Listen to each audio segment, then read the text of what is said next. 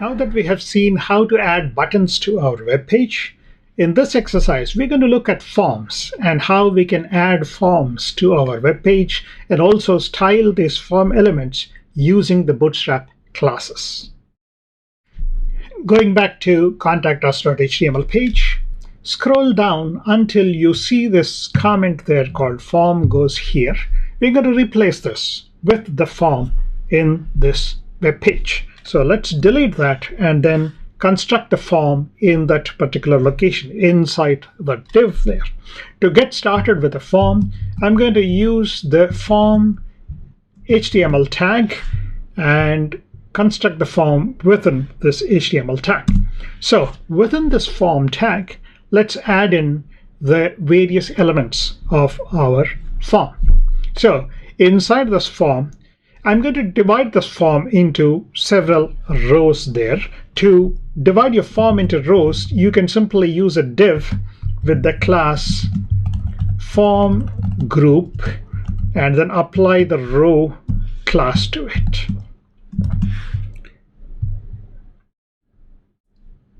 So with this, we're going to add in two form groups here. I'm going to copy this and then paste it down below here. So you can see that I'm going to add two rows to this form here. So to add an item into this form, we'll go into this div and then I will start out by using a label tag here. And for the label tag, so I will have two rows, one allowing the user to fill in their first name and the second one for their last name. So this is where we're going to use the label to specify the class there. Now, in addition, Bootstrap allows us to use the Bootstrap grid to specify how these forms are going to be laid out. And so I will apply the call MD2. So you can see that I have applied the MD2 column classes to this particular item. So this item in the form will occupy two columns. So inside this form element, we have divided it each row into 12 columns. So because we have already used the row for the div, so that will provide us with 12 columns inside the div there. In addition, I have to apply the class call form label to this. So this is what allows me to specify a label here. So for this label, I will fill in the label as first name and then close the label tag. So this label tag allows me to give a label which will occupy two left columns in this particular row. On the right side, I am going to use another div with the class applied as call MD10. Notice that the earlier label used the call MD2 there. So for this div, I'm going to apply the call MD10 there. And then inside this div, I'm going to apply an input element, which is of the type text. So if you're familiar with forms from HTML, you see that we are using the form elements from HTML to create the form here. So the input box here is of the type text. Now this is where we are going to apply the Bootstrap classes to this, and the corresponding Bootstrap class for this is form control, and then I can specify an ID for this as first name. So notice that this ID matches this label for there. So first name and then name as first name, and also I will specify a placeholder for this. So let me use the next line here. Placeholder as, I'm sure from your knowledge of HTML, you understand how this specification is done here. So with this, we have now created our first form element in our form. Let's take a quick look at the web page. Going to our web page, you can now see how adding in the form elements has created this input text box and the label on the left side. Now I want to add in another row with the last name. Going back to my contact us.html, I'm going to simply copy this part and then paste it into the second div here, and then go in and edit that. From first name, I change that to last name. Make sure that you complete all the edits correctly. Even one missing improper edit will cause your form not to work correctly, so make sure that all the first name things here are replaced by last name here. So last name, MD10, text, form control, the ID here should be last name, and the name also should be last name, and the placeholder again last name. So this should add in a second row with the last name. Going to your web page, you can see now the form slowly getting into shape. So you have the first name and the last name. Now let's next add in an input element. We'll see how this works as we add in the code. Moving now to the next part of the exercise. Here we will add two more fields into our form here for entering the telephone number and the email ID. Since the basic structure of the code is similar to the first name and the last name that we have already added to the form, so I'm just going to copy the code from the first name and the last name and then paste it in here and then modify the code accordingly. So I've pasted the code from the first name and the last name here. Let's go ahead and now modify this to turn it into fields that enable the user to enter the telephone number and the email ID. So for the telephone number, so here we already have the first name and the last name above. So the third one, I'm going to change this to label for telnum. So this is for the telephone number. And then the classes, I'm going to apply a call12 class to this, saying that this label will be in its own row when the form is shown on extra small to small screen sizes.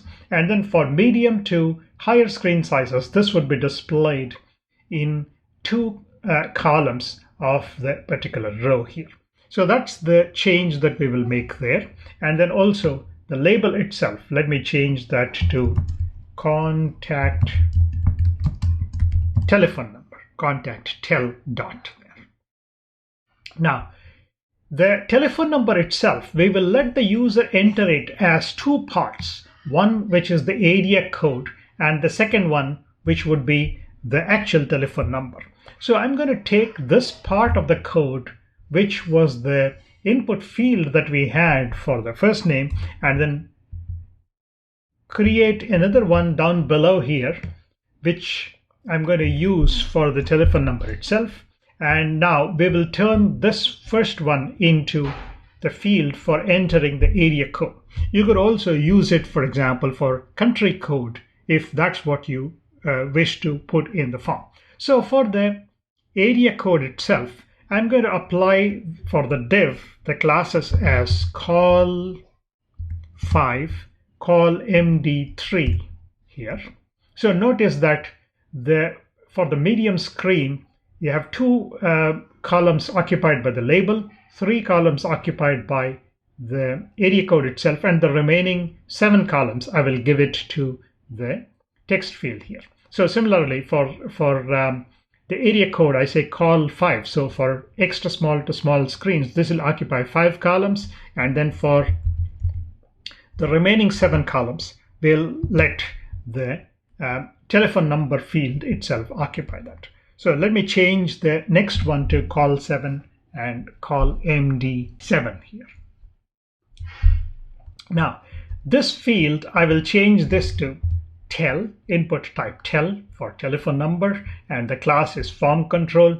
The ID is area code, and the name is area code, and then the placeholder, I will change this to area code. And the next part, we will change this also to type tel, and the ID is telnum, the name is telnum, and the placeholder itself would be tel number. So this will form the telephone number field, which will be entered as two parts, the area code and the telephone number. So we are using again the column classes in order to structure how the two parts of the input field are displayed in the form there. Now the last one, of course, this would be for email ID. So the label, I turn that into email ID, and then the label itself is email, and the input type is email. Now we change the type to email, which is allowed in HTML, so that later on if we need to do form validation, then we'll know that this field should contain only an email type of entry there. And the ID itself, email ID, and the name, email ID, and the placeholder, email here. That's it. Let's save the changes and go and take a look at the updated form. Going to the form in the browser, you now see two additional rows added into our form. The first name and the last name we added in the previous part of the exercise. So here we have the contact telephone number, which is divided into the area code and telephone number. Note how we have used the column classes to position these two in the form itself, and then the email field here. Let's take a look at the same thing on an extra small screen size. So when you go to an extra small screen size, you notice how the form itself is laid out. You see that the label is on the top and then the field itself at the bottom. So first name, last name. Note how the contact telephone number entry fields are positioned using the column classes. So the area code here and the telephone number, and then the email ID here. Now we'll continue with the exercise. Continuing, in the next step, we will add in a checkbox, and then thereafter we will add in a select to our form. To add a checkbox, let's just copy this form group here so that we will add it as another row here, and then add in the form group div here, and then close off the div here, and then inside this form group row, so this gives us one more row in the form. So inside this form group row, let me add in first the checkbox. So to do that, we'll add in a div with the class call MD6. So you see that this is going to occupy 6 columns in the medium to extra large screen size, and then offset MD2. So this will offset it to the right by 2 columns, and then display the checkbox in there. Now inside here, to add a checkbox, we'll say div with the class form check, and inside this form check class, we will add in an input with the type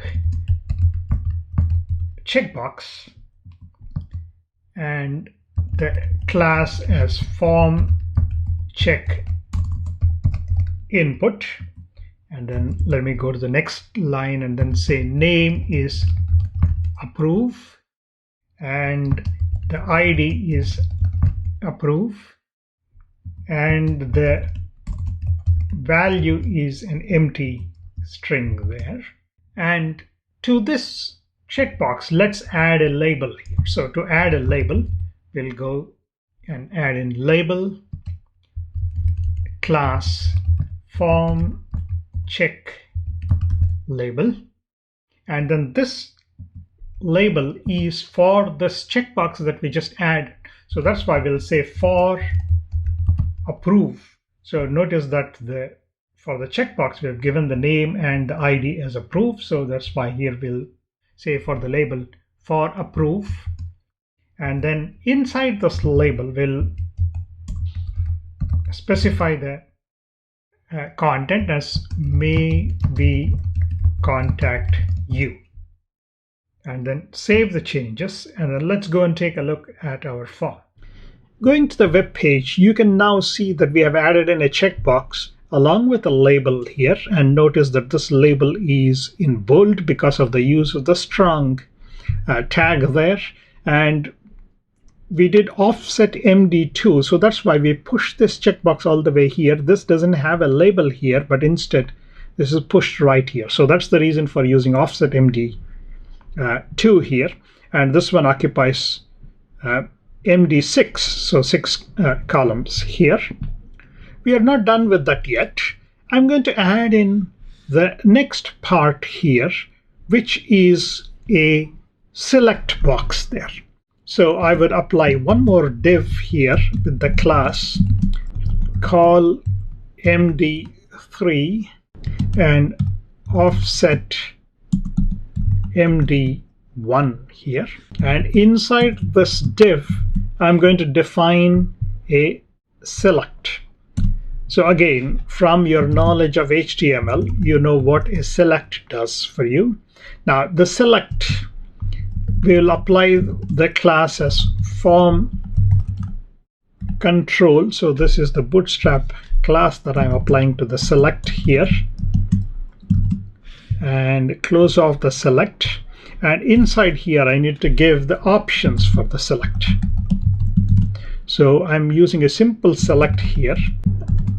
And so the first one is a option for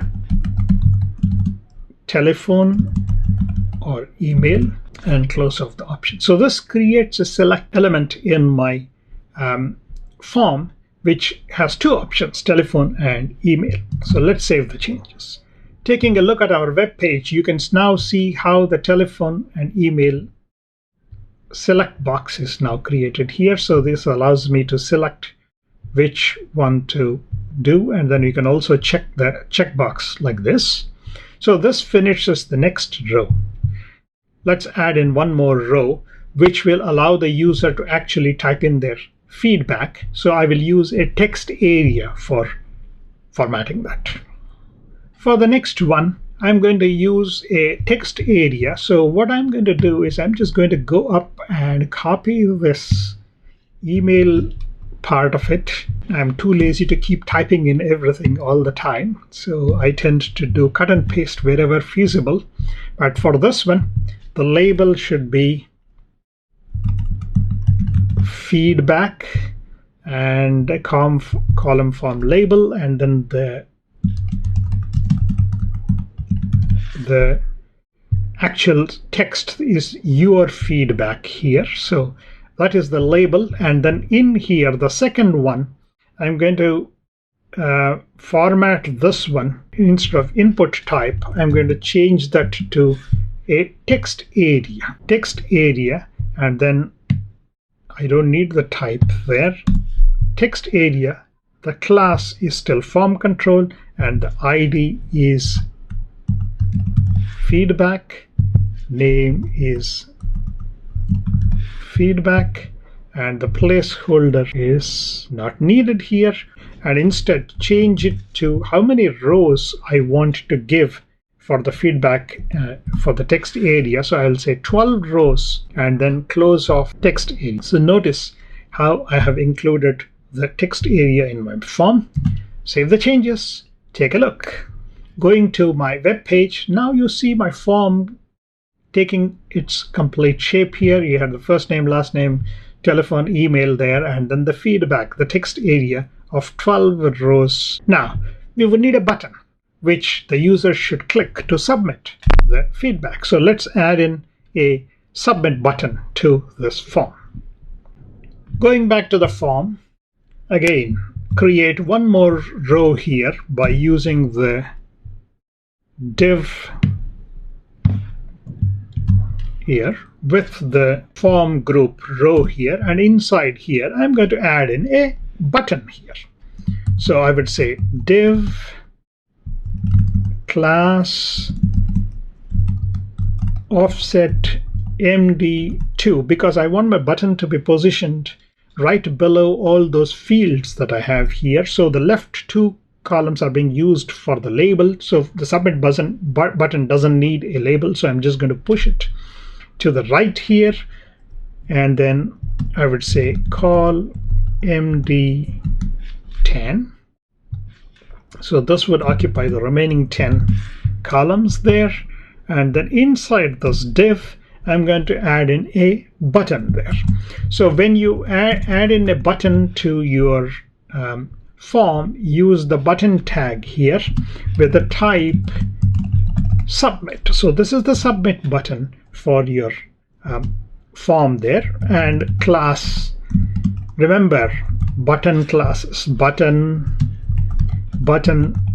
primary. So this would create a dark blue button in your form, and then close off the button there. And then I'm going to simply go in, and inside the button I'll give the name as send feedback, and then save the changes. Now our form is complete. So let's take a look at the final version of our form. Going to our web page, you can now see the form completed. All these fields we have seen already. The button at the bottom with the wording send feedback, and the dark blue colored button because of the use of button primary here. So this completes the form that we wanted to create in our web page. With this, we complete this exercise where we have seen how we can construct a form and include it into our web page. You will be working with forms in some of the later exercises, including your second assignment. This is a good time for you to do a git commit with the message forms.